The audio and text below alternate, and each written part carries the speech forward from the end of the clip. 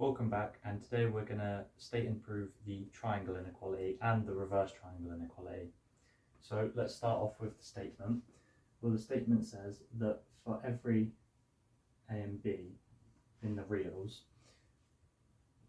the triangle inequality says that the absolute value of a plus b is always less than or equal to the absolute value of a plus the absolute value of b. And the reverse triangle inequality says that the absolute value of a minus b is greater than or equal to the absolute value of the absolute value of a minus the absolute value of b. And these get used all the time in analysis, and they're really important to know how to use and how to prove. So let's start off by proving the first. So to prove the first, write down PF for proof. And how we're going to do this is, well, if we notice for any a in R, a, or the absolute value of a, is greater than a and is also greater than the negative absolute value of a. And similarly, we can observe this for b. So for b and R, the same inequality will hold. Don't want this line here. There. Now if we just add these two together, the inequality signs will stay, and what we'll have is we'll have that a plus b is greater than or equal to negative the absolute value of a, negative the absolute value of b, and a plus b is less than the absolute value of a plus the absolute value of b.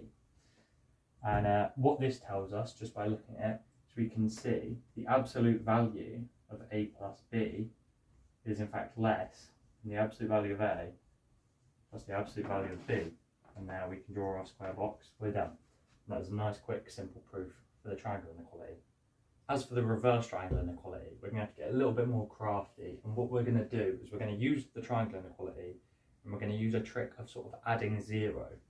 So here, if we firstly, if we fix an a in the reals, and in fact, let's fix b as well. I'll just write that there with a comma.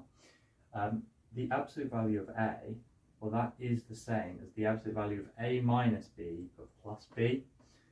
All I've done here is I've added 0, as adding b and taking it does nothing. So this is the same, but here we can actually use the triangle inequality sort of with this term here and this b. And so this is less than or equal to a minus b plus the absolute value of b by the triangle inequality. We can rearrange this, and we will get the absolute value of a minus the absolute value of b is less than or equal to the absolute value of a minus b. We can then do the same thing, if you imagine, starting off with the absolute value of b, which is the same as the absolute value of b minus a plus a, and that would be less than or equal to the absolute value of b minus a plus the absolute value of a. So doing the same thing again, what we get is this, the absolute value of b minus the absolute value of a. And obviously inside this absolute sum, this commutes, so this is the same as the absolute value of a minus b. And what we actually have here is this term here is just minus 1 times this term.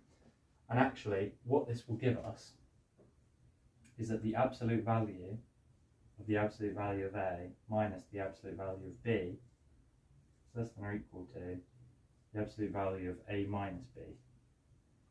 There, which is the reverse triangle inequality. So we're done. Thanks for watching.